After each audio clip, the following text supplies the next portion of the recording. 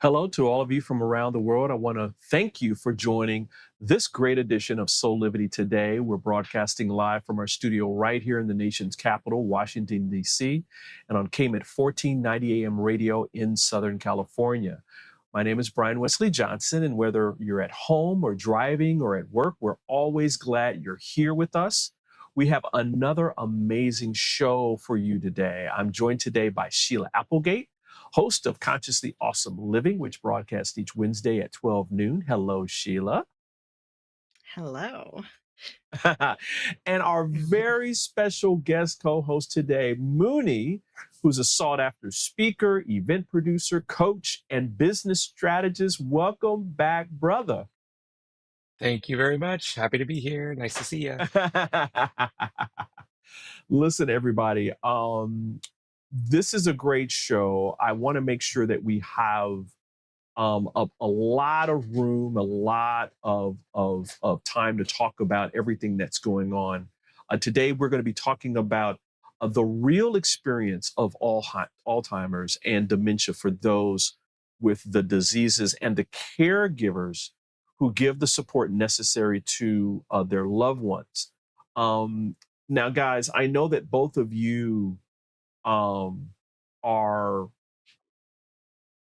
you have your own life stories around this. And so I'm so glad that both of you are here to kind of give insight into the larger dynamics of everything that goes on with the people who are afflicted by the disease, as well as people like both of you who are caregivers at one point. Just want to start off with some facts, right, to kind of level set everything here. Worldwide, 55 million people are living with Alzheimer's and other dementias. Alzheimer's disease is a degenerative brain disease, and that it's the most common form of dementia. Dementia is not a specific disease. It's an overall term that describes a group of symptoms, right? And Alzheimer's disease, in terms of some more facts and figures around this, an annual report released by the Alzheimer's Association reveals that the burden of Alzheimer's and dementia on individuals, caregivers, government, and the nation's healthcare system here in America shows that this is something that is not going away. It's something that's going to be here with us, and that we need to have more conversations about this to make sure that we're giving everyone the information on new treatments, on new ways of coping with loved ones that have the disease themselves, and move the ball forward, because this doesn't affect all groups of people the same way, based upon like social economic status and that kind of thing. So kind of want to begin, Muni, talking about your experience. Can you give our audience a little bit of background about the loved one that was afflicted by the disease, and maybe the early experiences that you had with that loved one? Sure. Yeah. So in this case, it's my mom. If I had to put a timeline on when things became like obvious that things were happening, but we didn't quite get it yet, it would have been like as far back as 2016. And prior to that, she was, like high functioning, uh, you know, high profile job, very aware of details, almost eidetic memory, certain things that were part of her personality that became it's everything started to fall off a little bit, and it was just subtle enough that you could write it off. You'd be like, oh, she's just becoming forgetful, or oh, she didn't remember, or oh, we forgot to tell her, or this or that. And then I think as things started to get a little bit more intense, she was kind of on her own for a while, and then I think the pandemic really highlighted and really gave everyone a really clear view of how far things had gone, to the point where personal care was becoming a problem, like general paperwork, paying bills, keeping on top of correspondence became a problem, just all sorts of functional things that still, to a degree, a lot of people in my family and a lot of people that would encounter it, you wouldn't necessarily notice Wow. that it was more like the behind the scenes stuff. So if you were paying attention, you would see it, and you would be able to see it if you wanted to see it. Meaning, if you were open to the concept that there may be a problem, you'd see it really quickly. If you were Right. not open to the concept of seeing the problem, you would gloss right over it and just write it off as like, oh, she's just forgetful. Um, so Wow. I think it became really acute during the pandemic. We had a couple of interventions from people who are not in our family who noticed things and were really concerned and brought this to our attention. And then it took me a while to even take on board the concept that this was happening. And then once we started looking into what types of tests can we get done? What types of specialists does she need to see? Do we need to shift from general practitionership into more of a geriatrician type relationship with her medical team? Then all of a sudden things became more clear. They were able to point out specific behaviors, specific things, specific red flags to look out for. And then when we started going through the list, it was like, yes, we have that one. Yes, we've got this one. And it was like that slow uh, creeping dread through that meeting of saying, okay, I think, yes, based on everything you're telling me, we have something we got to pay attention to here. And then you kind of just, in my experience, I just went into I'm gonna fix it mode. You know what I mean? Like that was my default Right. thing. And I think Right. that's years of Right. being a project manager, years of working on stuff where you're like, okay, I see everything through the lens of project management now. I don't know why, it just happens that way.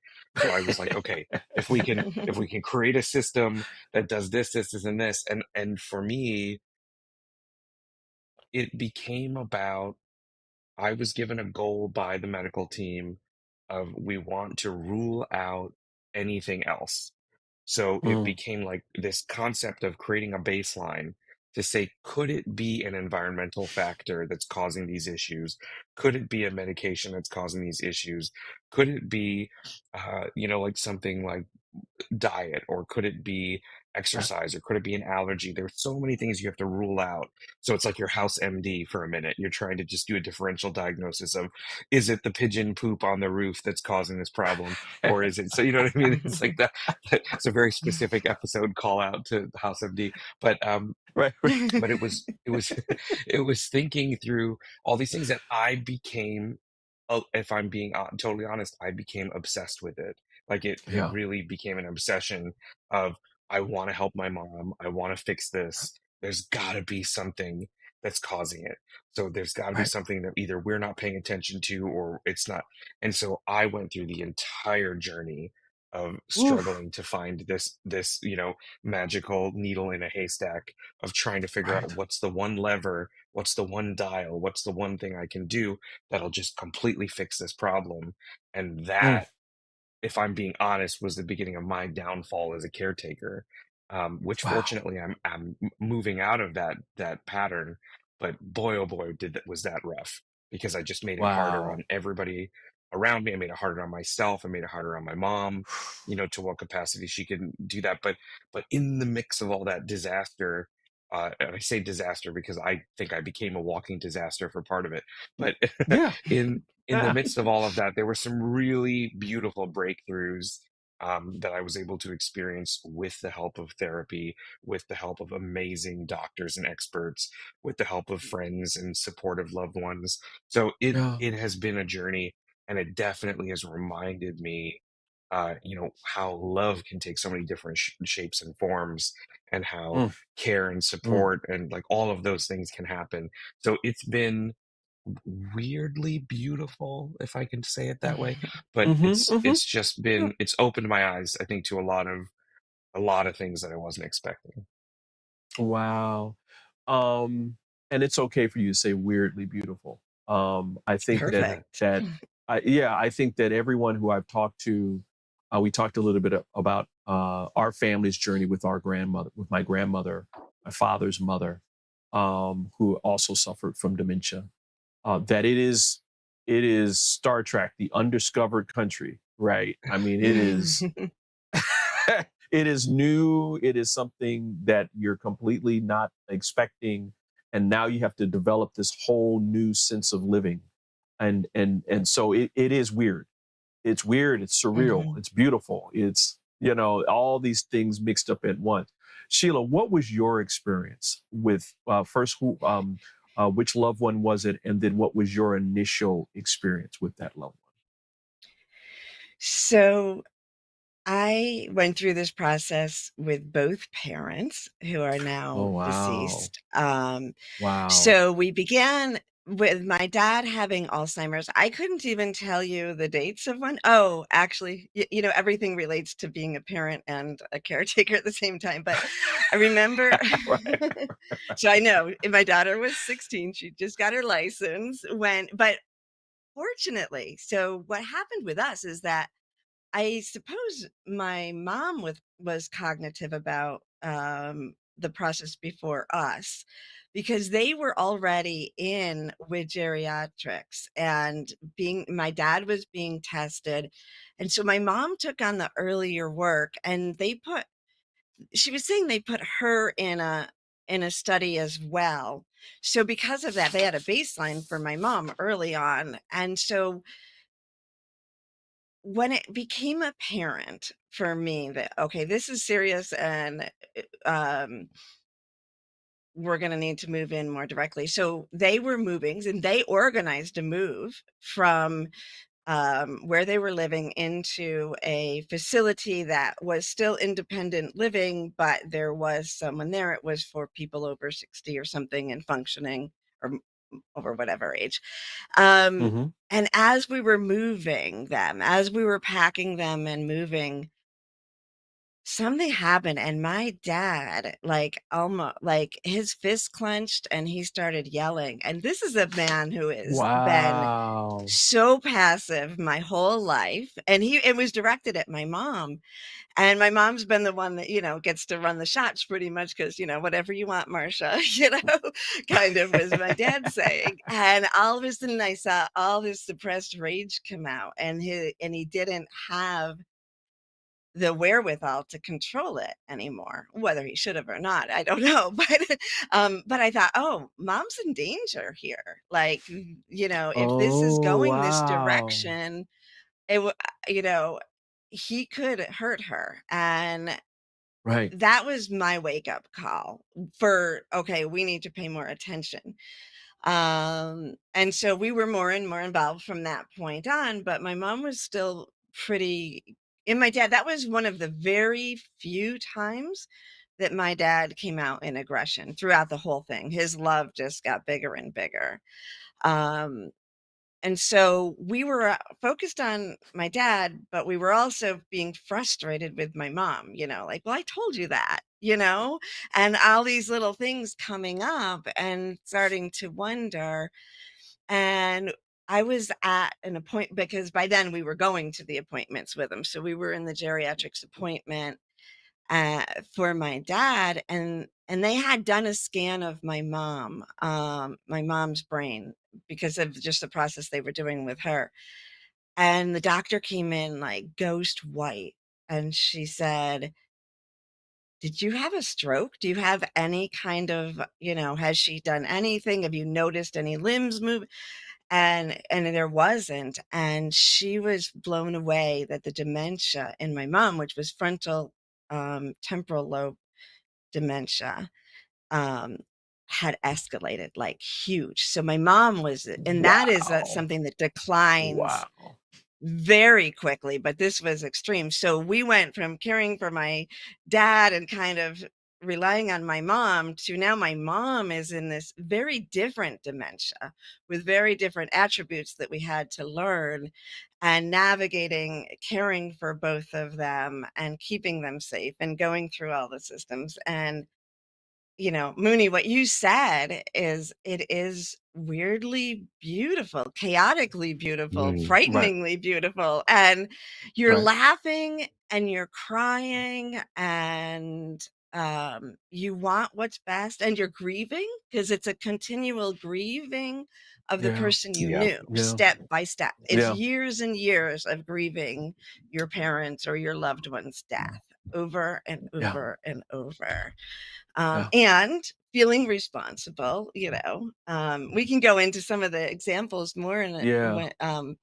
but Mooney and I were talking yesterday, and that's kind of what sparked our thought of this, is about how you get the car away from them when it's not safe. So maybe we want to talk Ooh. about that after break, because that is one Yeah. example that everybody has to go through. Yeah, let's take a quick break, everybody. We're gonna stick on this topic. We're gonna talk about that part. I think that is like this gradual but necessary process where the person who has this disease has to move from independence to dependence, because it's absolutely necessary for them to have support from someone else, right? And that is a journey of itself. So listen, we're going to take a quick break and we'll be back with more of Soulivity Today in just a second.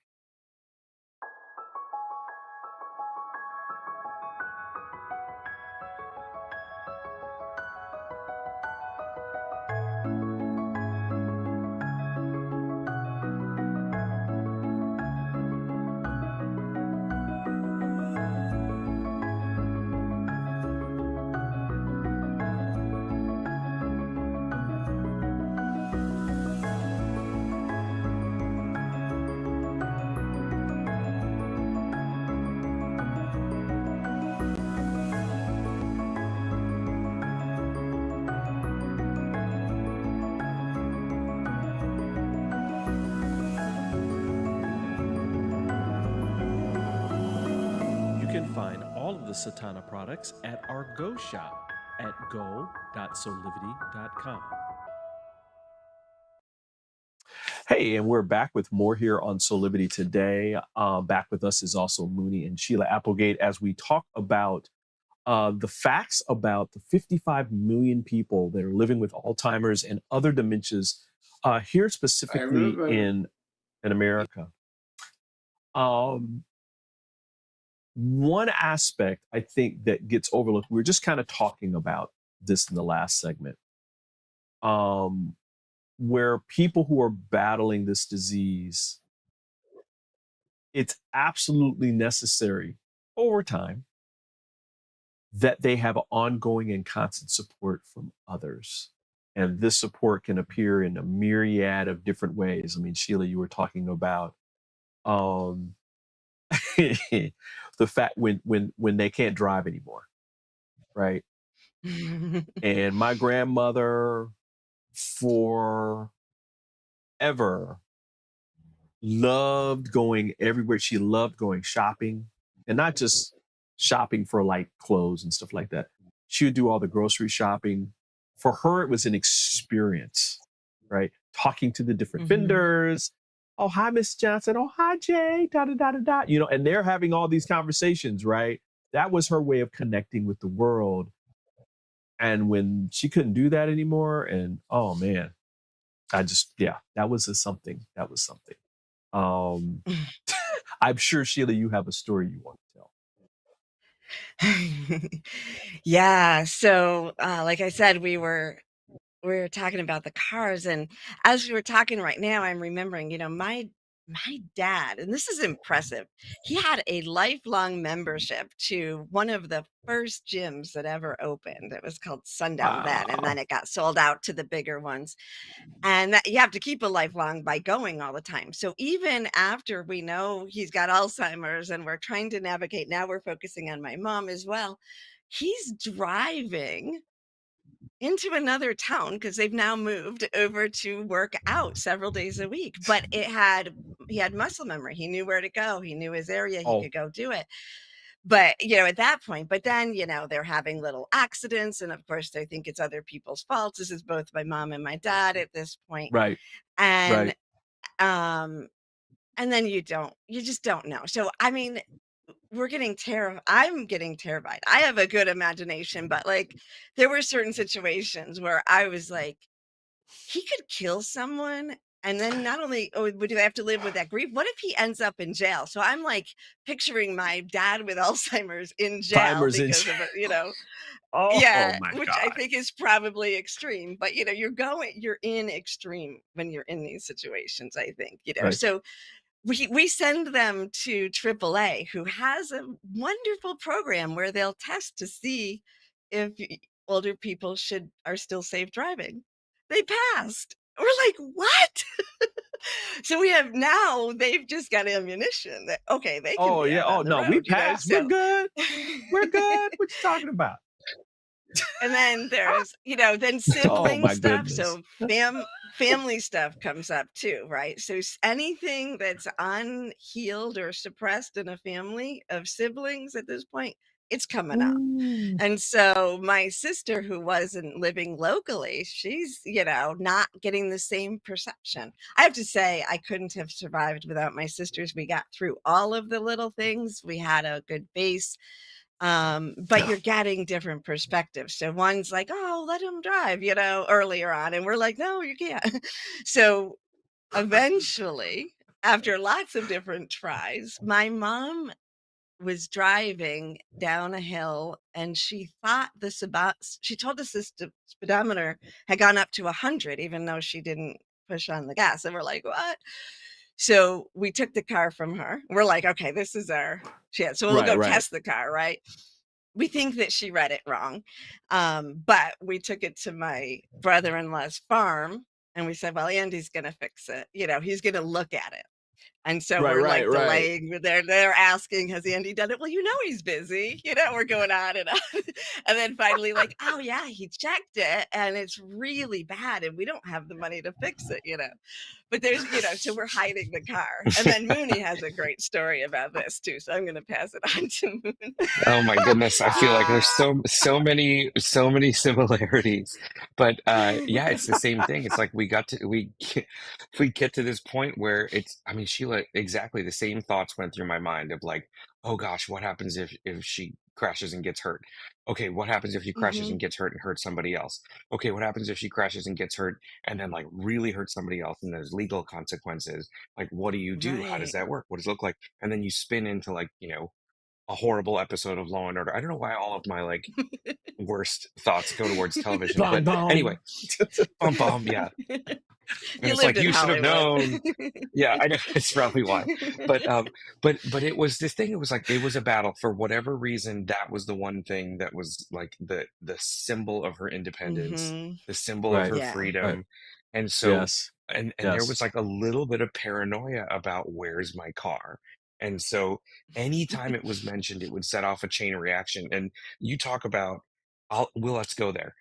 I love, Sheila, that you had an amazing experience with your siblings in handling all this. I have not. I could have Hmm. had like the complete opposite, because if they don't want to believe that it's happening, they will find anything to point out Hmm. that, oh no, it's Right. not so bad. Right. But so Right. one of my siblings loves to bring up the issue of the car with my mom whenever he's talking to her Oh or no. visiting, and it sets off Ooh. this whole cycle of like, then it's like, well, I don't know why he took my car. He took my car. So I've had to come up with, and I think the phrase for this, Sheila, you mentioned, is like the compassionate lie. In these Yeah. instances, it's okay, right? So like in this moment of Right. like, instead of it being a fight and saying, well, you've got this and you're taking your car away, and like that aggressive that posture, it really has to be something that can just be smoothed over.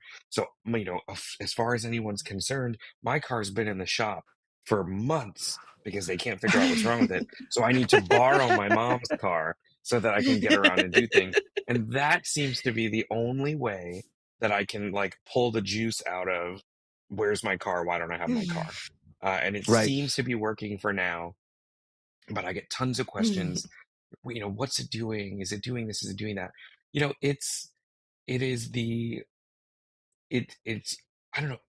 I want to say it's like easier on her for sure to be able to Right. tell that compassionate lie, but it's so much easier on Mhm. me to not have to keep coming up with Right. different reasons or fighting the same Right. fight or having the same conversation or just having to like constantly loop around over and over again. And then Right. part of it also became, like, oh mom, don't you want to help me? Like I need help. I need help with the car because my car's not, they can't figure out what's wrong with it and it's in the shop and it's Right. going to take a while and it's really expensive. So like, I just need to borrow your car so I can get around and do things. It is, I think, almost a gift in allowing her to have a moment to be compassionate again. So Right. I'm just trying to Mhm. like find the radical and extreme compassion and concern and self-care and love and patience and like all of that stuff through all of these things and being able to say, all right, I don't like to lie normally, but this is a Right. compassionate Right. lie and I'm going to make an exception. That became a really powerful tool for me in just getting through the day in Right. that instance. I know, Sheila, you must have had some of those too. I think that's like, that should be on the first page of whatever they give when they give a manual to someone who's Right. helping a loved one And with I Alzheimer's. The It's like compassionate lying is lie. okay. Right. Right. we Right. actually And went to the Alz we went to the Alzheimer's Association in Central New York. We just went once because we were, they said you're doing pretty good then, but they're the ones that named it for us and taught me and said that that's something that Mhm. is healthy and needs to be done. So Right. I think it's really Right. important to say that. Like, I think it Right. was them. I Right. don't want to say it if they didn't, but it was definitely from professionals that this is compassion. Yeah. Yeah. And I think, if the term white lie is this is like perfect, right? It's really Mhm. light and love toward your loved one, because they're not supposed to be driving. They're not supposed to be, we talked about offline about my grandmother would cook. That was her thing, her thing, her thing, her thing. That's how she got strokes. Other in Mhm. addition to going out driving and seeing other people. Well, she would forget things were on the stove. And so my uncle had to, like, either if she was cooking, he had to be in the kitchen with her, talking to her and that kind of thing for a Right. minute. But then it was getting where she, how she had this process of cooking. I mean, where she knew how to start certain things at certain times and then everything would be ready at the same time, right? I mean, that's the mark of Mm. a great cook or chef, right? Where they're cutting Mhm. up this while this is happening and this and that, and they have it down to the minute, right? Where everything is ready to go on the table at the same time. Well, as you guys probably guessed, that wasn't happening because that part of her, like, in terms of the process and all that stuff, was starting to wane and things were getting burned and that kind of thing. And then my uncle just had to step in and start doing the cooking. And then um, the the beautiful lies would start where, you know, I really didn't have a chance to go to the grocery store today. So why don't we go out to eat? Mm. Wink, wink, nudge, nudge, right? Where she didn't have to feel something around not cooking, right? Because that was her way of Mhm. giving love to the family. And it would be an experience where she could get out and, hey, get dressed, go and get dressed up. We're gonna go out to dinner tonight, because typically that would be Mhm. the thing, right? For her. Oh, we're gonna get dressed up, we're going out. And so yeah, I thank you both for sharing that, sharing those stories. Um, Listen, we're gonna take a quick break. But I think for both of you, when we come back, one thing I want to ask about is advice. Everybody has advice, right? And I'm sure there's the good, the bad, and the ugly. And so we're going to talk about that when we come back right after this quick break. We'll be back in about 2 minutes. Do you see me kneeling on this dual roller called Parasetter? It's actually comfortable because of this channel and the softness of the special foam. It feels like my kneecaps are being massaged. When I lie down, my spine is housed in this channel, while the convex rollers massage my muscles. They let go and lengthen. There's a traction effect from my head on the headrest and my mid-back from the rib wrap, which hugs me. When I start the breathing sequence, I feel calm because my cortisol levels are dropping. Lower cortisol means bye-bye constant hunger. Parasetter is 40 inches long and much more comfortable than old-style rollers, but it weighs only 10 ounces. Parasetter, just like Pilates was, is no longer an insider secret. Do yourself a favor. Reset your parasympathetic nervous system. Defeat stress. Lying, sitting, kneeling, or standing. This unique patented roller helps everyone.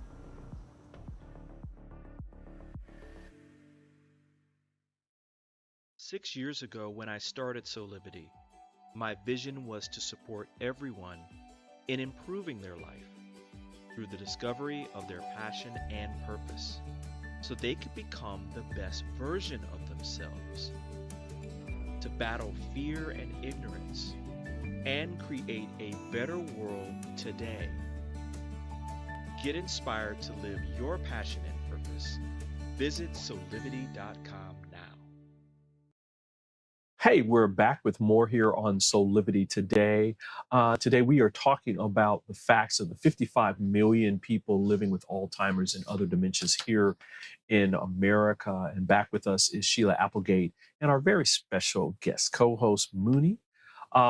Muni, I'm sure that over these years of being a caregiver, that you have gotten all kinds of advice. Oh Some boy. good, some Yeah. bad. So we'll start with the best. What's the best advice that you've got from someone around us? Okay, so it's a tie. So Okay. there's two things that were the best advice, and they were both equally have kept me sane through this period of time. The first one was from my mom's geriatrician, she herself was struggling with this with her own father. So she's treating people and helping patients, and then also dealing with it in her own life. And she told me, she said, it's okay to get mad, and it's okay to, have a reaction or have an emotion, or get into a fight or whatever it is, because in 15-45 minutes she's not going to remember. So there's like there's a little, Right. you have a Right. little bit of wiggle room to to get the frustration out. It's not the best strategy, but if you slip up or you have a bad day, it's not the end of the world, because she probably won't remember. So that was like amazing to get the relief from that. And then, because I was always afraid of, like, yeah, like if I said the wrong thing, or if I got frustrated or I got upset, like, oh, am I being a bad, son or a bad caregiver? And it was like, no, this is totally normal. You're a human being. You're allowed to mess up. And then in relation to that, I think the other bit of advice that I got was, especially for my mom, I don't know if this is for everybody, they become very, very good at reading social cues. They become very good at reading micro expressions. So if you enter the house in a negative attitude or a negative mood, or stressed out or angry or whatever, they're going to see it and they're going to reflect it back to you. And so it has Right. become just an exercise in management of my own state and emotions, which we should be doing Mm, anyway, right? So like the right. meditation, the Right. self-care, like Mhm. the creating the balance, the breathing, the eating good foods, and exercising, and trying to like make time and space for that. It comes down to that whole, like, you got to put your oxygen mask on first before helping other people thing that I've talked about and I always talk about. In this, it's like even more acute. If you go in there Mhm. with messy energy, you will get messy energy back. If you go in there centered and grounded, you can help center and ground the energy of what's going on. So what I'm finding now in this kind of this new approach of dealing with them is, like, you can't bring up the past. They don't remember. You can't bring up what happened Mhm. yesterday. They don't remember. It really is an exercise in being present and being in the present moment. You talk about cooking. My mom loves to cook. She can't do it on her own. So Right. I have now turned it Right. into one of our rituals that I'll take her to the grocery store. We'll buy everything we need to buy. We'll come back. We'll cook it. We don't really have to talk. We're just keeping track of what's going on. I'm not Mm-hmm. really requiring anything of her. She's not requiring anything of me, but we can just be in the kitchen, hanging out and doing that together. And that to me is a great exercise for us to be able to do that. Wow. And it's just kind and compassionate. And it doesn't require us to do anything or think about anything or talk about anything outside of, did we put salt in it? Yes, we did. Did we put the tomatoes? Yes, we did. Did we do this? Yes, we did. And then at some point, like you were saying, she'll say, I need to go sit down. And then I take over. And then she'll come back and do the final adjustments on the Right. seasonings. And then we're done. Right. And it was Right. a low stress. We didn't have to bring up anything about the past. We didn't have to like hash Right. anything out. She wasn't Right. agitated about anything because she was distracted doing something. I Right. wasn't agitated because I get to see my mom, be competent and proficient in something again. Uh, Yeah. so Yeah. it was just a beautiful moment, but like it really is educating me on compassion and unconditional love and patience and like all of these things. And then not only is it helping me do that for her, it's helping me do that for me as well. So Right. there's that level of like, okay, this is definitely, if you want to look at it this way, it's not happening to me, it's happening for me. And so what is this? What is the bigger picture thing here? What is it that I need to learn? And it, for me, it was like forgiveness and like all of those things we've been talking about. You have to let this stuff go. We don't have the most perfect Wow. relationship. We haven't had the most perfect relationship. But the way that I have to look at it is that person who did all of those things that I had all those things, that issues with, doesn't really exist anymore. And now I just have this present moment relationship that I have to keep staying Mhm. in that present moment. And it's kind of a gift to be able to do that and do it Right. for as long as I'm doing it now, because it teaches you so much. Right. Right. Right. Yeah. Sheila, what was the best advice that you received? Um, so the best advice that I received was from my cousin who also dealt with it with both parents. And they're not in Voila. the and it's not even like you would think, oh, and yes, we've had doctors, when doctors saw my sisters and I with both parents, their eyes bulged and they're like, be careful to us, which is not a really pleasant thing to have them say to you, Right. meaning like, Right. you're gonna Right. get this, right? And so my cousin, it's not biological. It was wild because the type of dementia that they got was in relationship to the same genes. So anyway, Right. um, so he had gone through it with his dad first, and he said it was something that a nurse had told him, and it was, when you're making your choices, make the choices on what's best for the youngest generation, because we're talking about sandwich. This is a term that I remember my mom going through. They use it usually on women because we're more likely to be the caretaker, but it goes for anyone. But that time period when you are still raising children and now raising your parents, or being the Right. primary Right. caretakers for your parents. And so it's a constant decision, like the littlest things, right? Like, my parents love going to my children's concerts or, theater productions, things like that. But Yeah. at some point, you have to make each point, you have to make the decision. Am I going to take my parents, be stressed out, miss my kid, and we did Right. take them to most things, but at some point you have to make a choice, and it's over and over. Which one are you choosing for? So choose for the youngest. Um, was a really good it's a hard decision, but it's a really good Yeah. decision that I Yeah. experienced. And then Mooney, just talking about the forgiveness, and that it's okay to lose control with them or to get angry.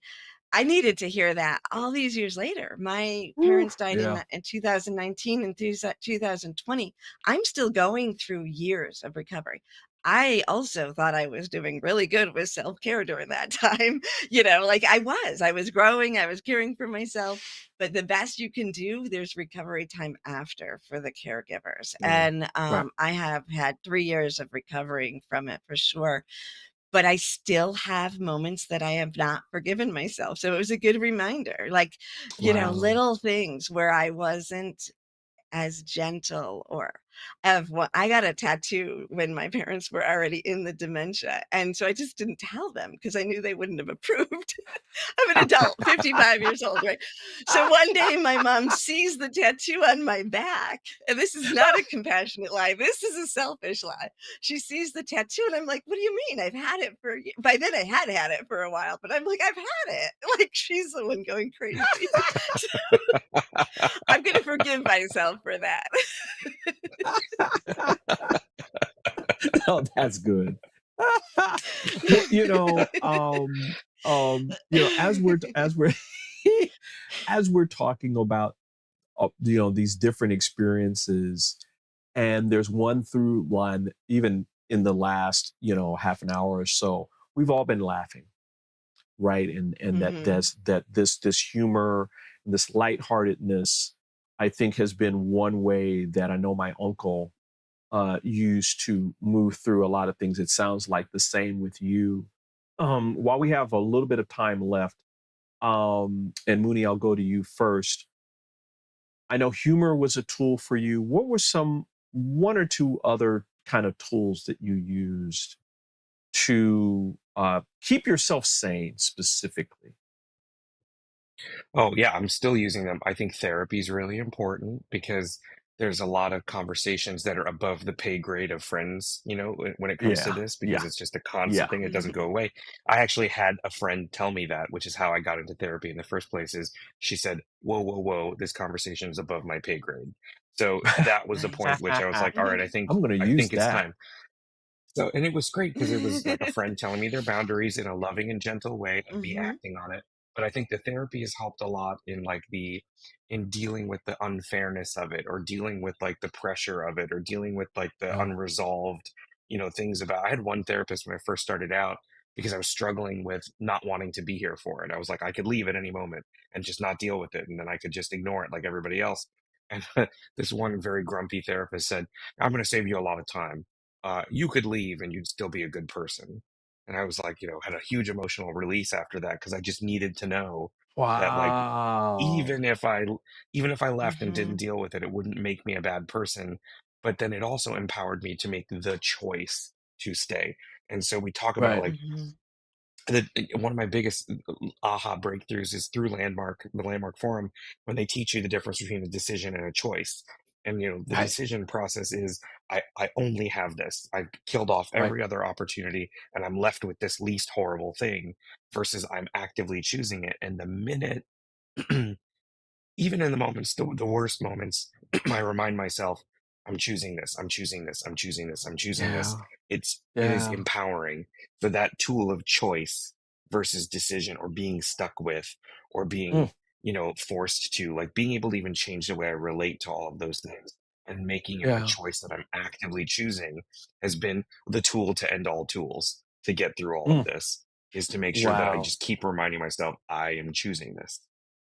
Oh man, I love that. I love that. Sheila, what's really quickly, what's one of the tools that you've used to kind of keep you sane throughout all I would through say the focus on the emotion of the situation rather than the facts. So, like when there's looping, Mm, try to figure out what is being said. What is it underneath there that is being said? And also be fluid with your love. For me, I highly recommend meditation and learning to communicate with them beyond the physical world. That was a life changer for me. I mean, I do that, but knowing that we could do that, communicating with my parents, and in the end, we really, really needed to because we had to say goodbye to my mom during COVID when we couldn't be with her, and so yeah. we were at my dad's death physically, and then with my mom, my sisters and I were in meditation as she crossed over, so we could still be there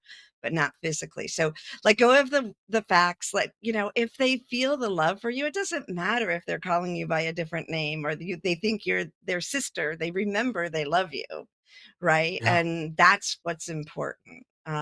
So that's what I would say. Focus on the emotion, the love, and don't limit yourself to the facts or the physical communication, because they're not limited anymore. They're free. They're all over the place, beyond time Wow. and beyond space.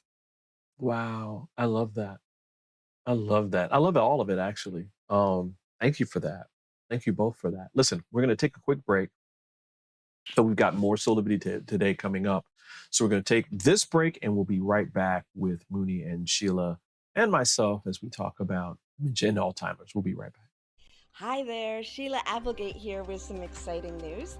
I've joined the incredible Soulivity team as the host of the new Consciously Awesome live show, where I will be sharing insights to help you discover your full brilliance and claim the vibrant life you deserve.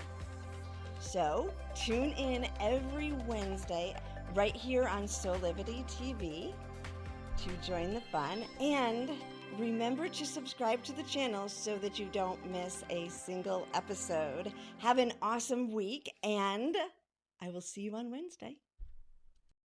Would you like to be one of the first people to experience mental freedom? Mental freedom is a coaching practice with 6 core principles: improving hope, self-efficacy, optimism, resilience, and general well-being. Mental freedom only takes 6 sessions. It is designed to give you the tools you need to help yourself. It can help with any situation: relationship problems, past trauma, career decisions, parenting challenges, addiction, and mental health concerns. Incorporating the mental freedom framework into your life will deliver an approach to master any situation and a pathway toward achieving inner peace. Mental freedom provides the information and tools that you need to grow and be bigger than anything that ever happens to you. So if you're looking for one-on-one or a group coaching program that will allow you to address any situation that comes up in your life with practical tools to give you more peace and joy, then join the Mental Freedom Program in Soulivity's Aspire Academy. There are very limited spots available, so don't delay. I hope to see you there.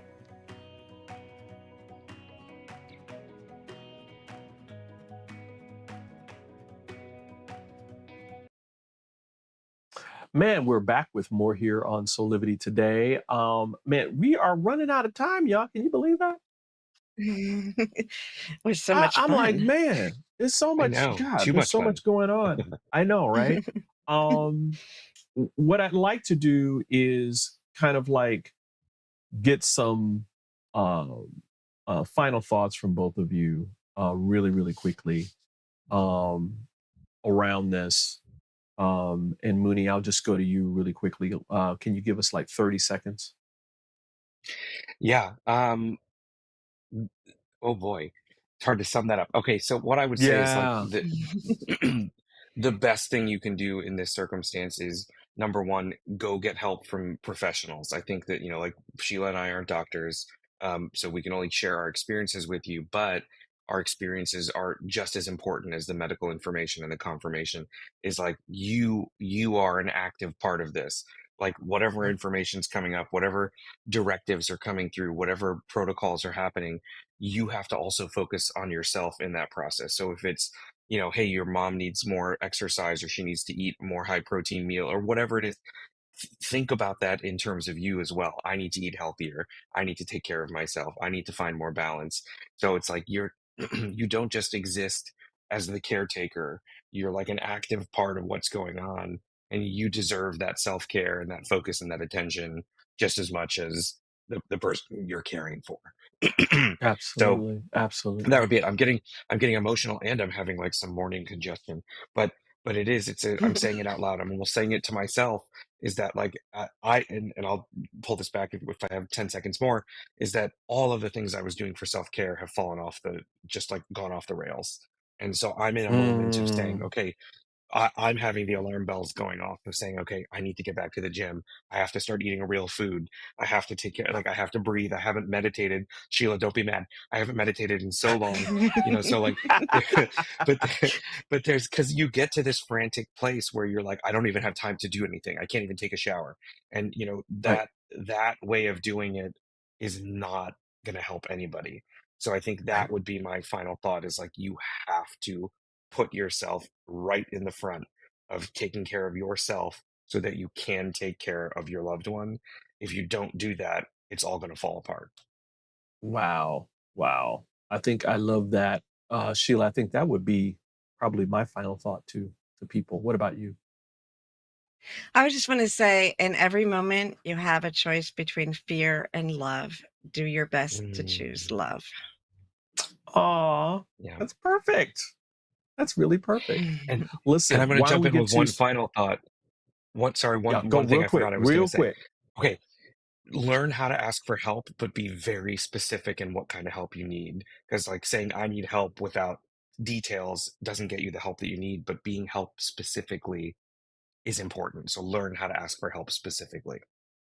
Oh, perfect. I love that. I love that too. Gosh, you guys are so good. Um, Listen, really quickly, why don't we get to some shameless plugs here? Just want to remind everybody, Muni has a fantastic website. Muni, spread your wings and become a spiritual entrepreneur. I think that kind of sums it all up. Really quickly, do you have anything that's going on that people need to know about? Right, really quickly, like, can you give 15 seconds? Yes, absolutely. So we're gonna have a bunch of stuff starting up in 2024 to plan out, to map, to launch and grow your spiritual business. So sign up for the newsletter, check out the social media, join our private Facebook group, get connected with a bunch of other people that are doing similar things to you, and see what's possible. All right, perfect. I love that. And Sheila, you and our beautiful Helena are part of this great 7 days of joy, rest, and reweaving wholeness experience. It's absolutely free. Can you talk quickly about this?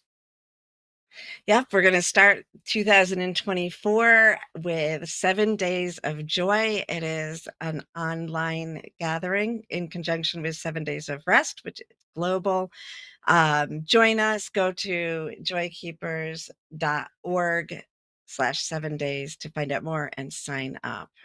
And we'll be telling you more Perfect. as we get closer. Oh man. Well, listen, we're running out of time. Thank you to both of you for this great discussion today. There's going to be more to come with this in the future. I think we're going to come back and talk about this a little bit more with both of you. But listen, everybody, we're running out of time. Just want to say thank you to all of you for joining us today. This is how we do it here on Soulivity today. And we'll see you next time right here at 8 a.m. Eastern and Pacific. Talk to you soon. Bye-bye.